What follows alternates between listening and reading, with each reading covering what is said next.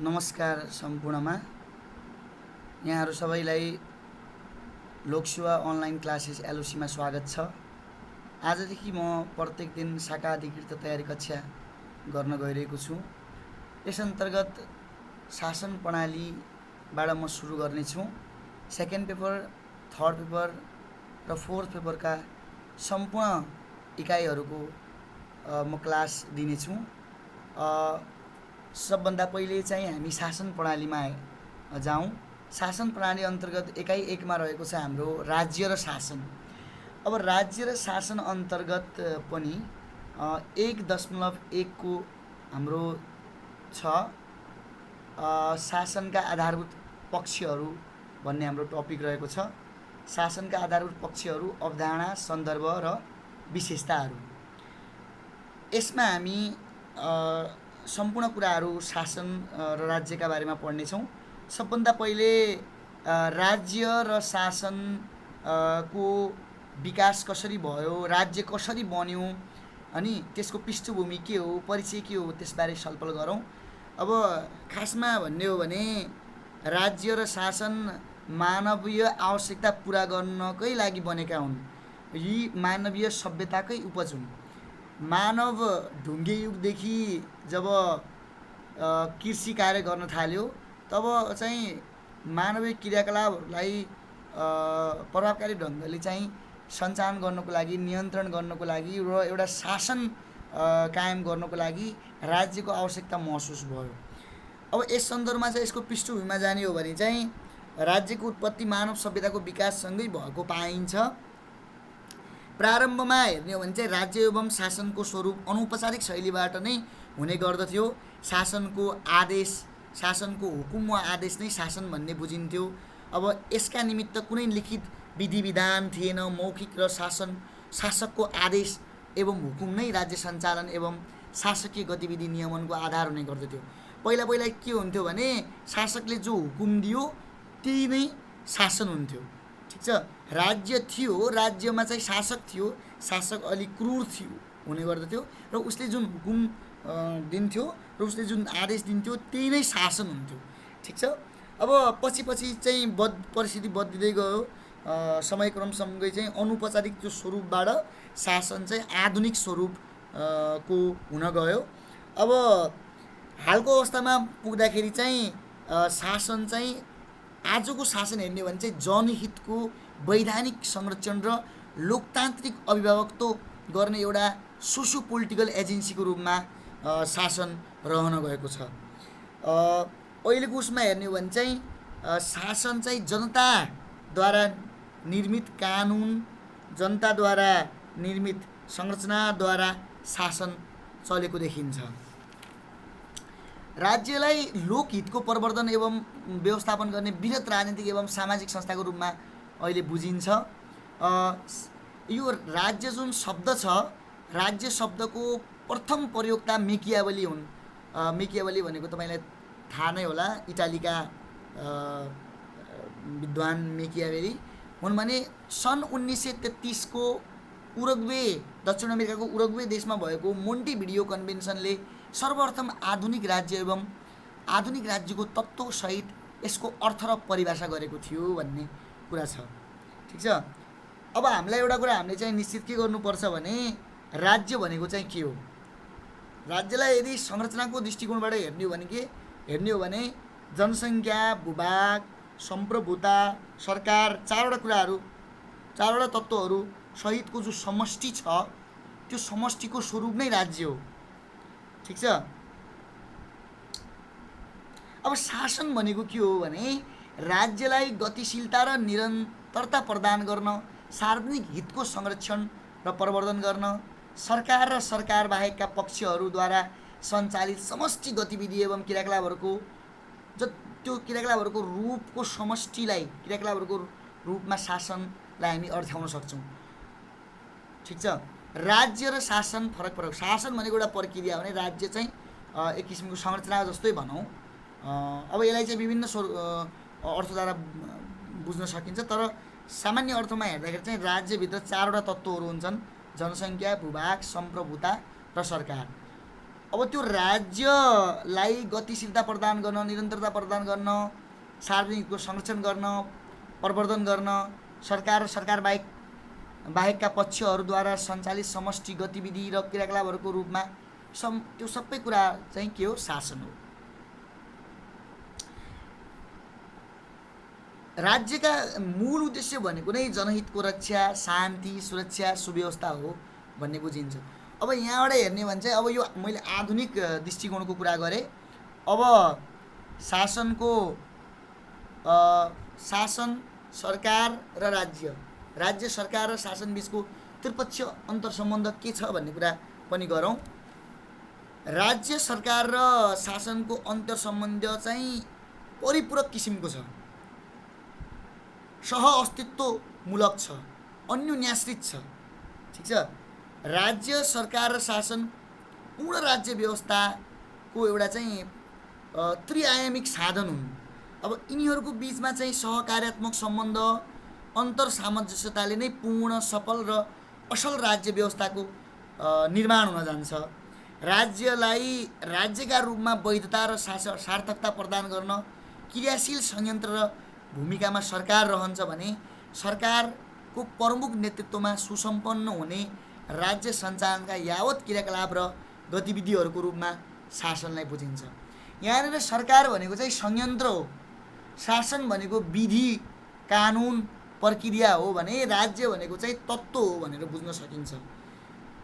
राज्य एउटा चाहिँ भूमि जनसङ्ख्या सम्प्रभुता र भूभागको समष्टि हो। त्यो समष्टिलाई चलाउनलाई विधि र नियम चाहिन्छ, त्यो चाहिँ शासन हो।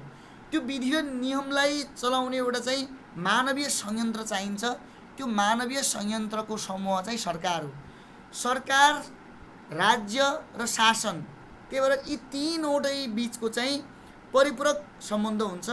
यी तीनवटैले जनता, नागरिकका चाहिँ उद्देश्यहरू, आधारभूत उद्देश्यहरू पुरा गर्न भूमिका खेलिरहेका हुन्छन्। शासनको अवधारणामा जाउँ। अब शासनको अवधारणाको कुरा गर्दाखेरि चाहिँ शासनको दुईटा अवधारणा छन्, एउटा चाहिँ परम्परागत अवधारणा, एउटा चाहिँ आधुनिक अवधारणा। त्योभन्दा पहिले चाहिँ शासनको अवधारणागत विकास कसरी भयो भन्ने कुरामा जाउँ। अब राज्य तथा सरकार जत्तिकै प्राचीनतम अवधारणाको रूपमा शासनको परम्परागत अवधारणालाई बुझिन्छ भन्ने बुझेको छ। शासन पनि राज्य र सरकार जत्तिकै प्राचीन छ। प्रारम्भमा शासन राज्यको प्रभुत्ववाद, निरङ्कुशता, जहानिया शैली, साम्राज्यवाद, विस्तारवादको नीति र मूल्यबाट प्रभावित भएको पाइन्छ। सुरुमा जुन शासन छ, विस्तारवाद, साम्राज्यवाद हामीले सुनेकै छौँ। ओटोमन साम्राज्य, त्योभन्दा अगाडि बैजेन्टाइन साम्राज्य, रोमन साम्राज्य, त्यसपछि स्पेनिस, बेलायती, फ्रेन्च साम्राज्य। अब त्यहाँ जुन साम्राज्यहरू भए त्यसभित्र निरङ्कुश, जहानिया शासन हुने गर्दथ्यो। अब शासनको चाहिँ बिस्तारै विकास भएको छ। यो विकासलाई हेर्दाखेरि चाहिँ अब हामीले चाहिँ एउटा कुरा बिर्सनु हुँदैन।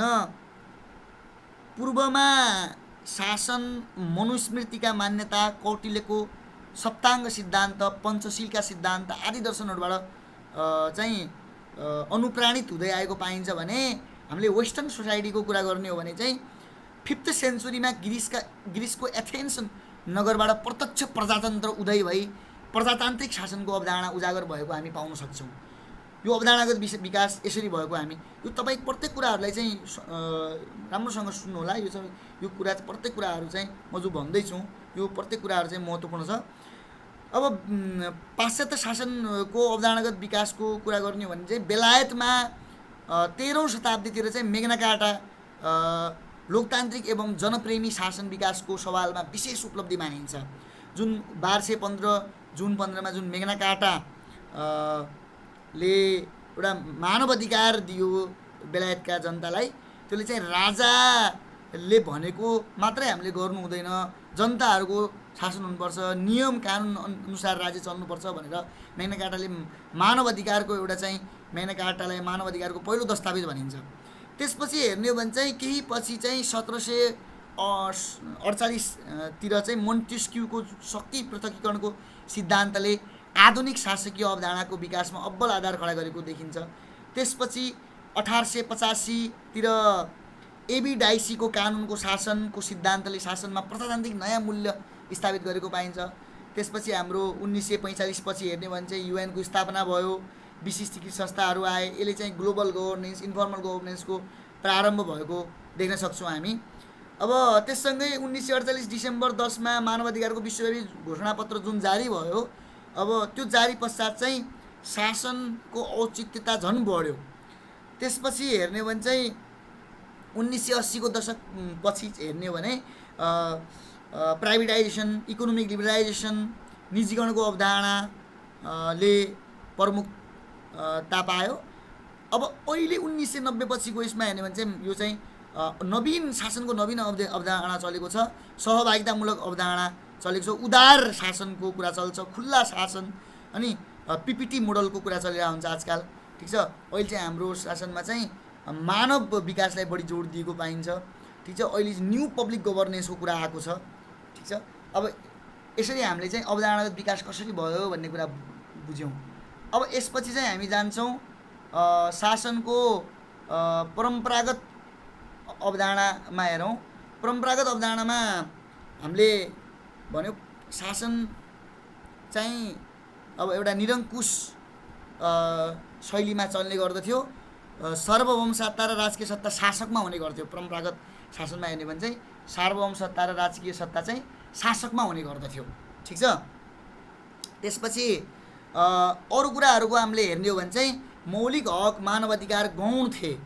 मौलिक हक मानवाधिकार जनतालाई थिएन, एकदम कम थियो, भए पनि कम भन्दा पनि थिएन भनौँ। निरङ्कुश शासन हुने गर्दथ्यो, जहानिया शासन हुने गर्दथ्यो, साम्राज्यवादी चिन्तन थियो। हामीले चाहिँ पुरा साम्राज्य खडा गर्नुपर्छ भन्ने चिन्ता थियो। परम्परागत अवधारणामा चाहिँ हामी यो कुराहरू उल्लेख गर्न सक्छौँ। संवैधानिक अभ्यासको अभाव थियो, संवैधानिक अभ्यास थिएन, जनसहभागितामूलक पद्धतिको अभाव थियो, लिखित कानुनहरू थिएनन्, आदेश र नियन्त्रणमुखी कार्यशैली थियो, शासनको सीमित विषय र कार्यक्षेत्र मात्र थिए।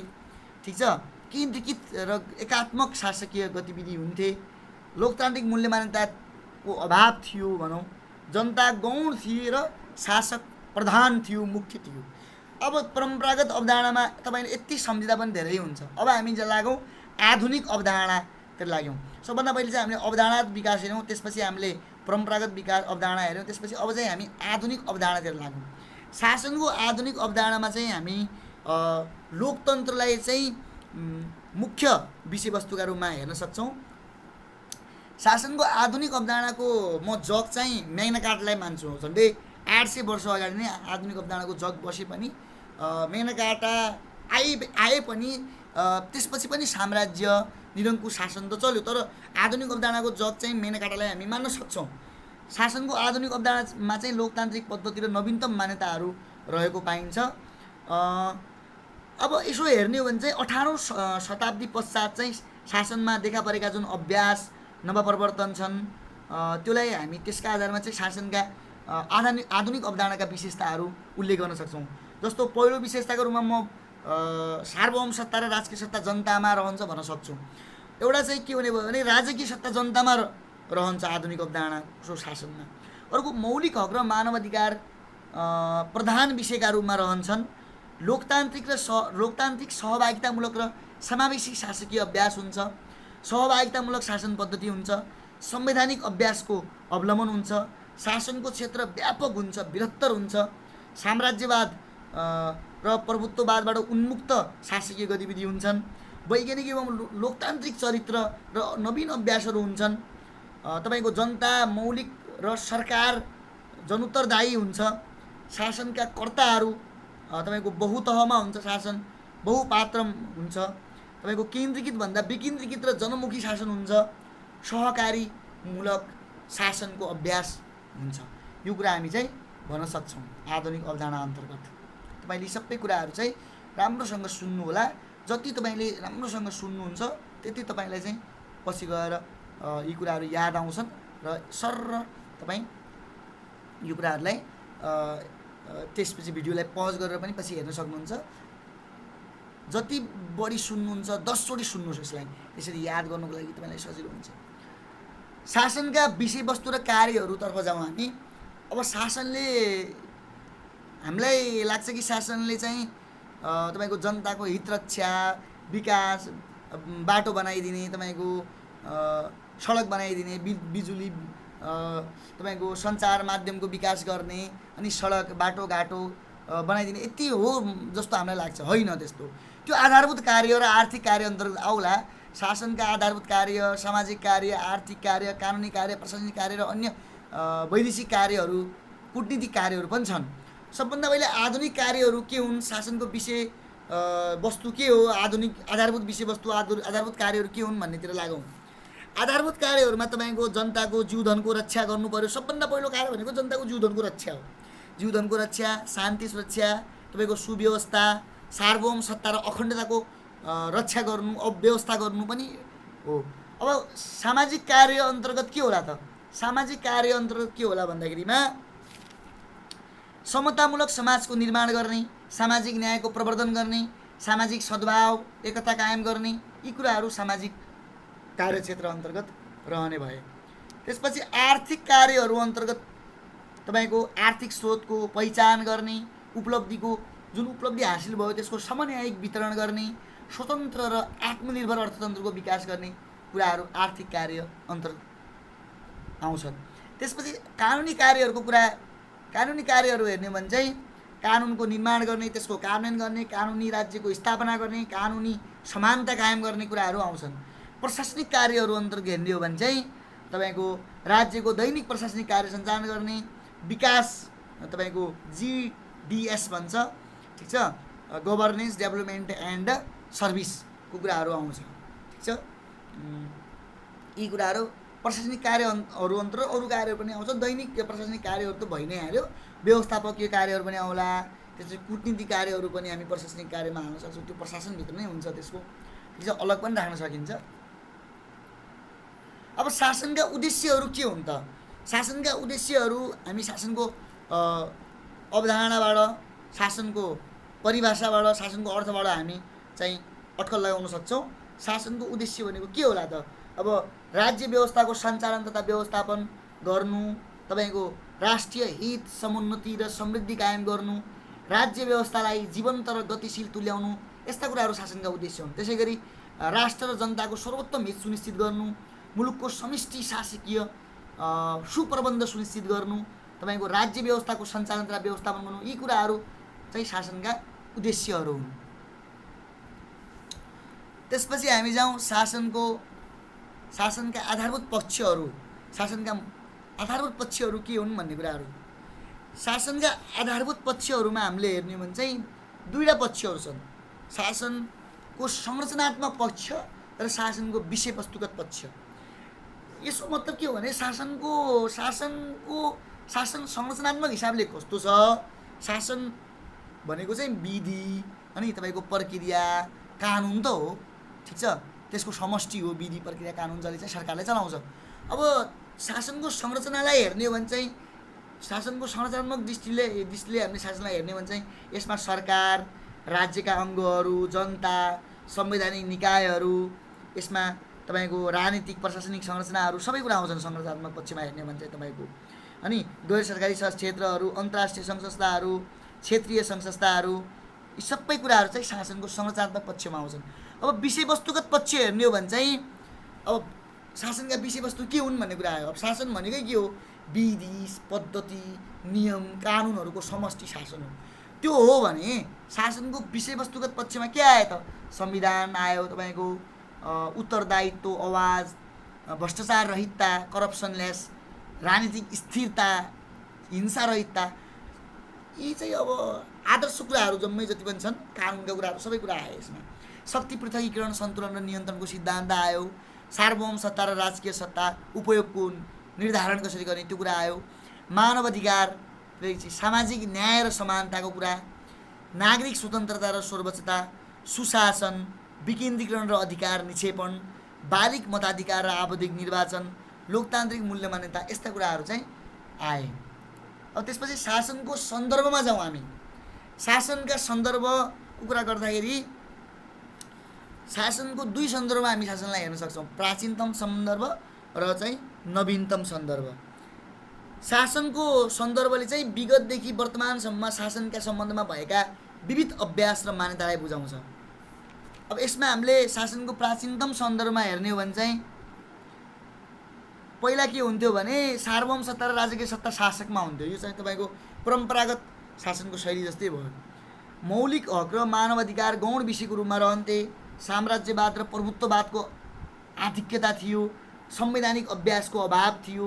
तपाईँको कानुनी शासनको अभाव, लोकतान्त्रिक मूल्यमान्यताको अभाव, शासनको सीमित विषय र कार्यक्षेत्र, केन्द्रीकृत र एकात्मक शासकीय गतिविधि, जनता गौण हुन्थे भने शासक प्रधान हुन्थे। अब नवीनतम सन्दर्भको कुरा गर्ने हो भने चाहिँ शासनको यसमा चाहिँ निम्न आउँछन्। नवीनतम सन्दर्भमा 5 वटा कुराहरू हामी हेर्न सक्छौँ। शक्ति पृथकीकरण, नियन्त्रण र सन्तुलनको सन्दर्भ छ। दोस्रो हाम्रो कानुनी राज्यको सन्दर्भ। तेस्रो सुशासनको सन्दर्भमा शासनलाई कसरी हेर्ने, सुशासनको तर्फबाट हामी शासनलाई कसरी हेर्न सक्छौँ, लोकतान्त्रिक शासनको तर्फबाट हामी शासनलाई हामी कसरी हेर्न सक्छौँ, अन्य नवीन शासकीय सन्दर्भ पनि छन् जस्तो हामी हेर्न सक्छौँ। यसमा मैले उल्लेख गरेको छैन। सबभन्दा पहिले हामी चाहिँ शक्ति पृथकीकरण, नियन्त्रण र सन्तुलनको सन्दर्भलाई हेरौँ है। अब यो हेर्ने हो भने चाहिँ शक्ति पृथकीकरणको सिद्धान्तलाई हेर्ने हो भने चाहिँ शक्ति शासनको सन्दर्भमा वस्तुतः राज्यका अङ्ग र तिनका कार्यक्षेत्रको पृथकीकरणको विषयमा अत्यन्त महत्त्वपूर्ण रहन्छ। अब शक्ति पृथकीकरणको सिद्धान्तले राज्यका 3वटा जो अङ्गहरू हुन्छन् ती 3वटा अङ्गहरूबीच अधिकारको विभाजन र सीमाङ्कनलाई बुझाउँदछ।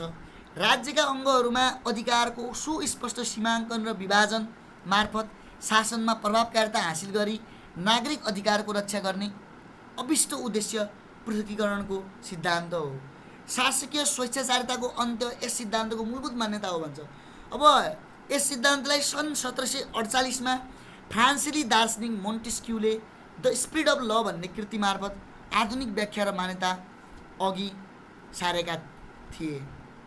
अब यहाँनिर हेर्ने हो भने चाहिँ हामी चाहिँ कार्यपालिका, व्यवस्थापिका र न्यायपालिका जो छन् ती बीच शक्ति अधिकारको पृथक विभाजन गर्ने र आपसी हस्तक्षेपबाट मुक्त गर्ने, कार्य स्वायत्तता प्रदान गर्ने, अर्थात् कार्यकारिणी अधिकार कार्यपालिकालाई दिने, न्यायिक अधिकार न्यायपालिकालाई दिने र कानुन निर्माण गर्ने अधिकार व्यवस्थापिकालाई विभाजन गरिनु वा गर्ने मान्यता सिद्धान्त नै शक्ति पृथकीकरण भन्न सक्छौँ हो। अब कानुनी राज्यको सन्दर्भमा जाउँ। दोस्रोमा कानुनी राज्यको सन्दर्भमा हेर्ने हो भने चाहिँ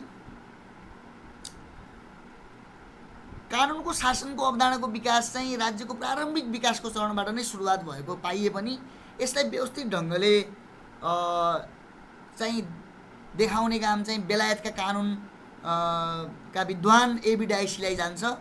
अब एबी डाइसीले चाहिँ an introduction to the law of constitution नामक पुस्तक सार्वजनिक गरेपछि उनलाई कानुनी शासनको प्रतिपादक पनि भन्ने गरिएको थियो, भन्ने गरिन्छ।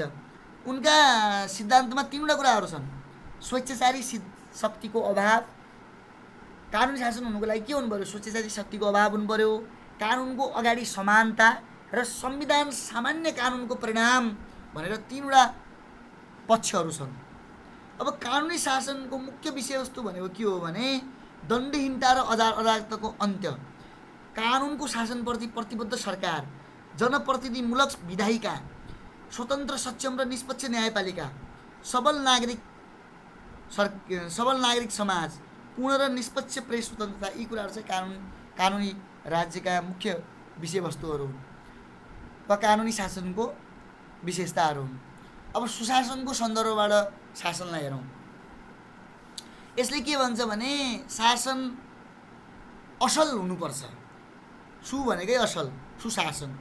शासन जस्तो होस्, जनतालाई ख्याल गर्ने, ठिक छ, जनताको हित, जनताको आधारभूत कार्यहरू पुरा गर्ने, अराजकता नभएको, जनप्रतिनिधिमूलक रहेको, सक्षम र निष्पक्ष पूर्ण प्रेस स्वतन्त्रता भएको सरकार हुनुपर्छ भन्छ।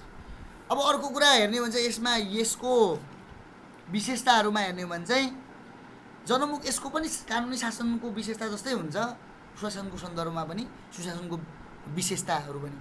सुशासनको विशेषतामा पनि हामी भन्न सक्छौँ कि जनमुखी र जनउत्तरदायी सरकार, जनसहभागिता, पारदर्शिता र पूर्व अनुमान योग्यता, समन्याय र समावेशीकरण, कानुनको शासन, भ्रष्टाचार नियन्त्रण, विकेन्द्रीकरण र स्थानीय स्वायत्तता, लोकतान्त्रिक शासन व्यवस्था, नागरिक स्वतन्त्रताको प्रत्याभूति, न्याय र नैतिकता, प्रभावकारी न्याय प्रणाली, सबै कुरा सुशासनका विशेषता हुन्। सुशासनलाई केन्द्रबिन्दुमा राखेर गरिने शासन नै सुशासन को सन्दर्भ हो। अब यहाँनिर हेर्ने हो भने चाहिँ विश्व ब्याङ्कका अनुसार सुशासनमा 4वटा कुराहरू हुनुपर्छ भन्छ। सार्वजनिक व्यवस्थापन, उत्तरदायित्व, विकासका लागि कानुनी संरचना र पारदर्शिता र सूचना। अब हामी चाहिँ लोकतान्त्रिक शासनको सन्दर्भमा जाउँ। अब लोकतान्त्रिक शासनको सन्दर्भ पनि त्यति फरक छैन। कानुनी शासनको सन्दर्भ र सुशासनको सन्दर्भ जस्तै हो लोकतान्त्रिक शासनको सन्दर्भ पनि। अब लोकतान्त्रिक शासनको सन्दर्भमा हेर्ने भने लोकतान्त्रिक शासन लोकतान्त्रिक हुनुपर्छ, जनतामा निहित सार्वभौम सत्ता र राजकीय सत्ता हुनुपर्छ, व्यक्तिगत स्वतन्त्रताको संरक्षण हुनुपर्छ, आवधिक निर्वाचन, स्वतन्त्र न्यायपालिका, जनउत्तरदायी सरकार, तपाईँको बहुमतको शासन, अल्पमतको कदर, पूर्ण प्रेस स्वतन्त्रता, यी पहिलेकै कुराहरू यसमा पनि आउँछन्। ठिक छ। त्यसपछि हामी अन्य नवीन शासकीय सन्दर्भहरू हेर्ने हो भने चाहिँ यसमा समावेशी शासनको सन्दर्भमा एउटा तपाईँको विद्युतीय शासनका कुराहरू, अहिले ई गभर्नेन्सको कुराहरू आउँछ, बहुस्तरीय शासन, मल्टिलेभल गभर्नेन्सको कुराहरू। अब शासन चाहिँ सरकारले मात्र नचलाएर बहुस्तरमा हुने गर्दछ भन्ने गरिन्छ र नयाँ सार्वजनिक शासकीय प्रबन्धको सन्दर्भ पनि आउँछ। यसमा विश्व शासनको सन्दर्भ पनि आउँछ, विभिन्न नयाँ शासनका सन्दर्भहरू आउँछन् यो अन्य नवीन शासकीय सन्दर्भहरूमा। अब शासनको विशेषता हेर्ने हो भने चाहिँ त्यही जुन लोकतन्त्रको विशेषता हो, जुन कानुनी शासनको विशेषता हो, त्यो नै शासनको विशेषता हो भन्न सकिन्छ। शासनको विशेषता भनेको चाहिँ के हो भने एक हिसाबले अब आधारभूत रूपमा हेर्ने भने चाहिँ राज्य सञ्चालनको आधार हो शासन। अनिवार्य र निरन्तर प्रक्रिया हो यो, गतिशील र परिवर्तनशील हुन्छ शासन। अर्को राज्य सञ्चालनको विधि पद्धति हो, राज्य र जनता बीचको सेतु हो, सेतु अर्थात् पुल हो। सरकार प्रमुख कर्ता र भूमिकामा रहन्छ, बहुपात्रको उपस्थिति रहन्छ शासनमा। तपाईँलाई थाहा छ आधुनिक र बहुस्तरीय शासनमा बहुपात्रको उपस्थिति रहन्छ, सहभागितामूलक र साझेदारीमूलक हुन्छ, अनौपचारिक र औपचारिक क्रियाकलापको मिश्रण हुन्छ, बहुआयामिक गुण र विशेषताले सुसज्जित हुन्छ। यसमा चाहिँ कानुनको शासन, विद्युतीय शासन, जवाबदेहिता, पारदर्शिता, समावेशिता, सहभागिता, नागरिक सर्वोच्चता, संविधानवादको अवलम्बन जस्ता कुराहरू हुन्छन्। यी शासनको विशेषताहरू यसरी हामी उल्लेख गर्न सक्छौँ। सरकार र शासन बीचको भिन्नता के छ भन्ने कुरा आयो। अब मैले अघि नै भनेको थिएँ, सरकार भनेको चाहिँ एउटा ग्रुप हो, नेताहरूको जस्तो हाम्रो मन्त्रीमण्डल, हाम्रो मन्त्री परिषद सरकार हो, जसले चाहिँ कार्यपालिका पनि लाई हामी सरकारको रूपमा हामी कार्यपालिकालाई चाहिँ उल्लेख गर्न सक्छौँ। सरकार भनेको चाहिँ समूह हो, एउटा संयन्त्र हो, तर शासन भनेको चाहिँ विधि पद्धति र कानुनको समष्टि हो। राज्य र शासन, सरकार र शासन बीच भिन्नता हामी हेर्दाखेरि चाहिँ सरकार चाहिँ राज्यको एक अनिवार्य तत्त्व हो। जुन राज्य छ, राज्य भनेको हामीले पहिले पनि भनेका थियौँ, राज्य भनेको जनसङ्ख्या, भूगोल, तपाईँको सम्प्रभुता, सरकार र भूभागको समष्टि हो। यो जुन अब सामान्यतया हामी राज्यलाई चाहिँ भूभाग नै भन्ने गर्छौँ, भूभाग र जनसङ्ख्या। राष्ट्रको अवधारणा चाहिँ जनसङ्ख्यासँग जोडिन्छ, भावनासँग जोडिन्छ। अब जो राज्य छ, राज्यको एक अनिवार्य तत्त्व सरकार हो भने शासन भनेको राज्य सञ्चालन गर्ने तौर तरिका हो, विधि हो। अर्को भिन्नता हेर्ने भने चाहिँ सरकार चाहिँ शासनको प्रमुख सञ्चालनकर्ता हो, तर शासनमा हेर्ने भने चाहिँ शासन चाहिँ राज्य सञ्चालनमा सरकार र अन्य पक्षहरू समेतबाट सम्पादित गतिविधि र अन्तर्क्रिया हो। सरकारको संरचना मूर्त प्रकृतिको हुन्छ भने शासनको संरचना मूर्त र अमूर्त वा दुवै किसिमको हुन्छ। शासन चाहिँ अमूर्त पनि हुन सक्ने भयो, सरकार चाहिँ मूर्त नहुने सक्छ। कि मैले पहिला पनि भनेको थिएँ, सरकार चाहिँ एउटा मान्छेहरूको समूह हो, मन्त्री परिषद कार्यपालिका हो भने शासन चाहिँ तौर तरिका हो, विधि पद्धतिको समष्टि हो। अहिलेको लागि यति नै। आजको मेरो प्रस्तुति तपाईँहरूलाई कस्तो लाग्यो र भोलि म चाहिँ 1.2मा शासनको राजनीतिक र प्रशासनिक संरचनाको विषय ल्याएर आउनेछौँ। अहिलेको लागि यति नै। मेरो YouTube channel Loksewa online class एलओसीलाई सब्सक्राइब गर्नुहोला, यो भिडियोलाई लाइक र सेयर पक्कै गर्नुहोला। धन्यवाद। शुभरात्रि।